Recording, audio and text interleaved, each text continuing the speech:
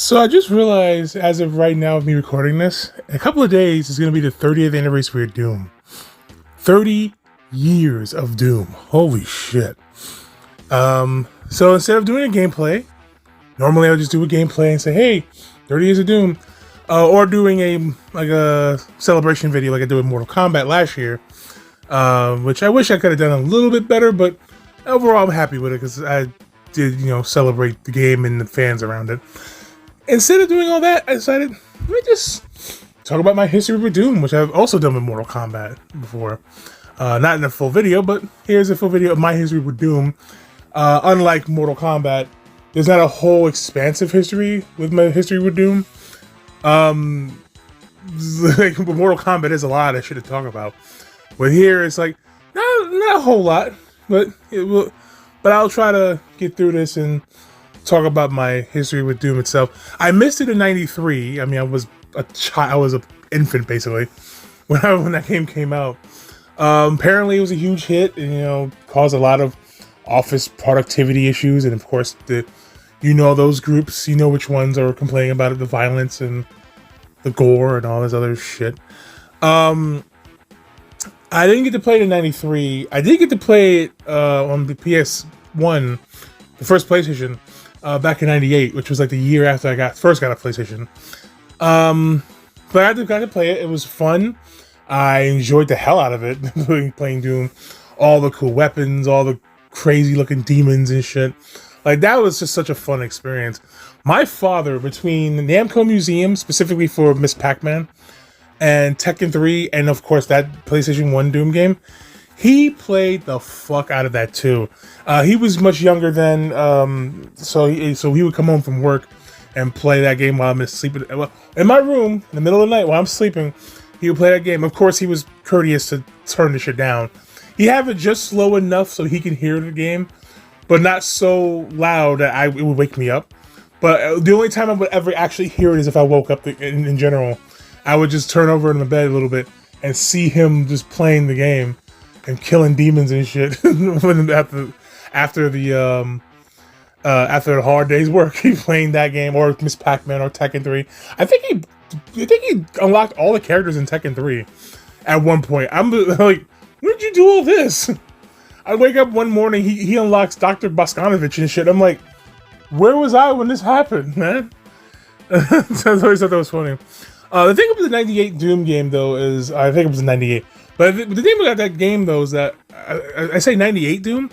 I got it in '98. I think it came out like in '95 or '96. I'm not sure, but I got it in '98, the year after I first got the PlayStation. Which means I was way late because PlayStation 1 came out in '94 for Japan, '95 for Americans. So there's that. But the thing about the Doom game from the PlayStation 1 is that the music is much different. So Bobby Prince did the music for the original Doom game. That's that classic that song.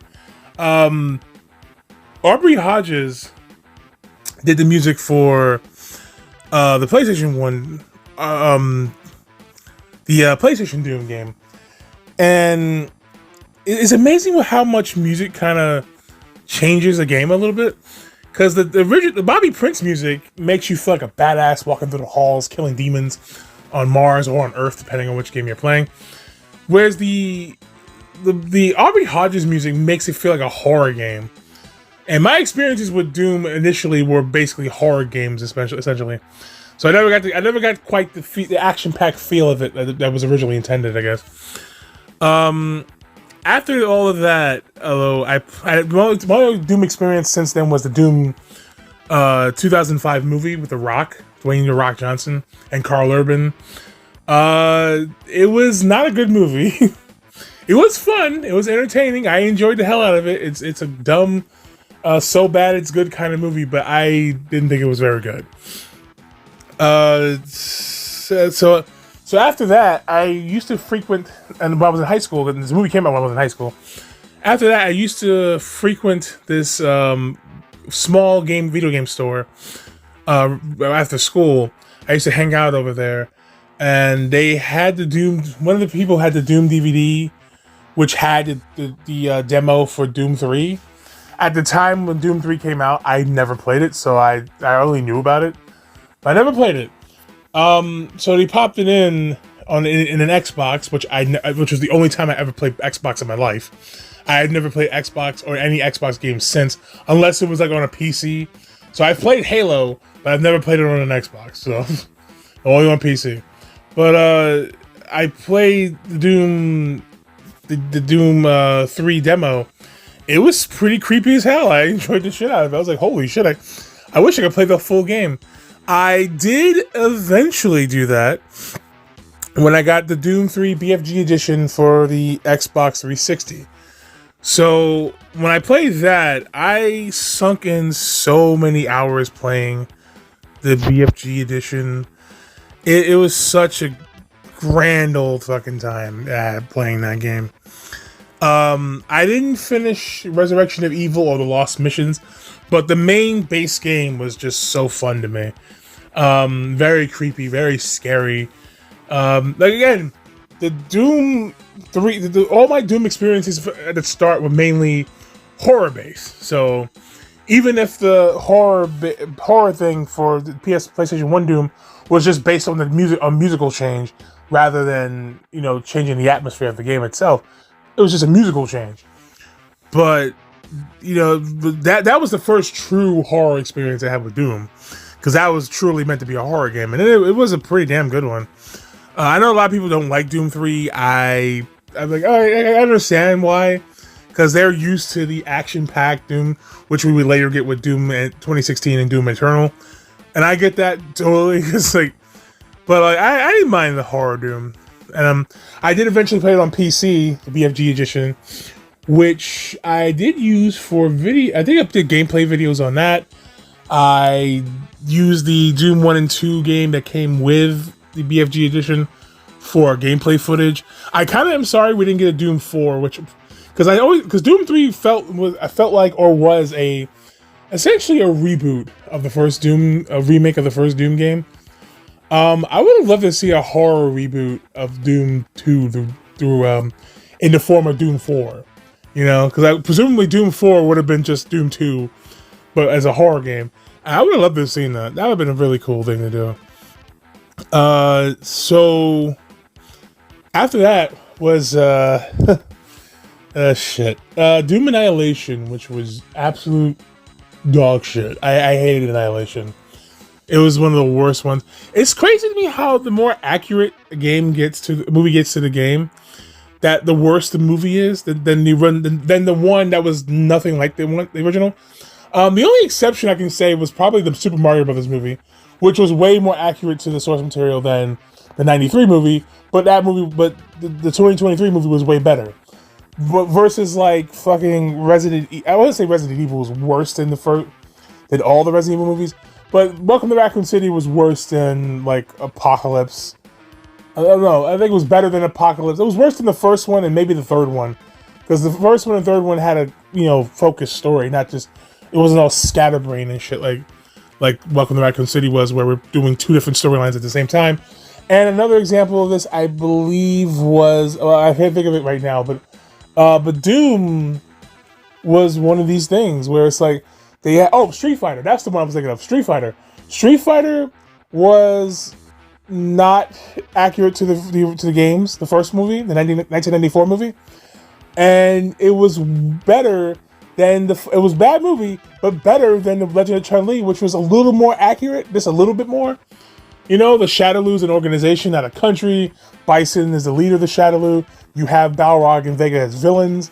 But it's not quite accurate, but it's more accurate than the 94 movie. But the 94 movie was way better. Same problem here with Doom, where it's like the 2005 movie, which felt like a fucking felt like inspired by Resident Evil, which should not be the case because it's fucking Doom. Felt more. It was not accurate, but it was a better time. I had a better time with that movie than Annihilation, which looked cheaper, looked worse. It was just horribly written. I mean, that's not saying much. They both are, but like this one was like worse in a lot of ways. It's like, and they had the nerve to tease a sequel. Like, you're not getting if you're getting a sequel, I'll be shocked if you get a sequel. But but it was worse. I never played any of the new Doom games though. Since then, which was 2016. Definitely never played Doom Eternal. I do want to play those though. I did try to get the new Doom 2016 game. I unfortunately could not play it because the game was just ran like ass on my computer. Well, if I get a new computer, because my computer currently is down. If I get a new one, I will definitely get a better laptop so I can play that, at least play that game and run some better programs on there too, like Source Filmmaker. Speaking of Source Filmmaker, I was at the time, a couple of years ago or a year ago, was in the process of making a Doom animated movie on Source Filmmaker. I was already setting up the first scene, which was about which was basically a shot of a camera footage of these doctors doing the experiment, the teleportation experiment, which led to the demons getting into to Earth or to Mars. I mean, it's not Earth, to Mars, and destroying the facility, cuts to black and all that stuff. Then we go to the origins of Doom Guy and how he pretty much beat the shit out of his COs with an inch of his life and put him in a coma or some shit like that, which was what the original storyline. He refused to follow the CO's kind of fucked up order of killing innocent civilians, and he said, "All right, fuck you. I'm gonna beat the shit. I'm gonna end you. I'm gonna fuck you up." And that's what kind of got him sent to Mars. He was just dropped off on Mars to kind of keep him out of the way. That was gonna be what I was gonna do. I was actually gonna do that, and my laptop's down right now. I definitely want to animate Doom 2. The more I looked into Doom 2, the more I was like, I can't wait to animate this. This looks fun. The story of Doom 2 seems really fun. The last survivors of humanity trying to escape Earth as, these demons of hell are just taking over, and also Doom Guy's trying to avenge the death of his rabbit Daisy. Like, that's some crazy shit. I actually wanted to do that, but unfortunately that's not going to happen at the moment. But we'll see what happens someday. I'll try to get that done whenever I can. But I've been playing Doom games ever since. I've played Final Doom. I think I used the gameplay footage for that on a video before. I played Doom 64. I got that off of Epic Games at one point for free, which I thought was pretty cool. But yeah, that's my history with Doom up until this point. And right now, I want to take the time to thank id Software for giving us this game. I want to also thank the designers, Tom Hall and Sandy Peterson, the programmers, John Carmack and Dave Taylor, John Romero, who was both a designer and programmer on the Doom game, the original Doom. The artists, which is Adrian Carmack and Kevin Cloud. Thank you to you guys. The composer, Bobby Prince, man, for giving us that iconic score, that iconic music for the Doom game, especially that main theme, that Doom's Gate. That's been in my head for a long time, since I first heard it, a couple years back. But and Aubrey Hodges too. I think Aubrey Hodges deserves some credit for the score from the PlayStation Doom game, because that was in my head for a lot of my childhood too. So from the original Doom game, or for the PlayStation Doom game, I want to thank all these people for giving us such a fun experience, giving us such a fun, entertaining game. And I also thank the fans. There's some dedicated fans out here who really love this shit, and I'm one of them. So thank y'all for keeping this going for as long as it's been, for 30 years, And that's it. So here's to another 30 years of Doom.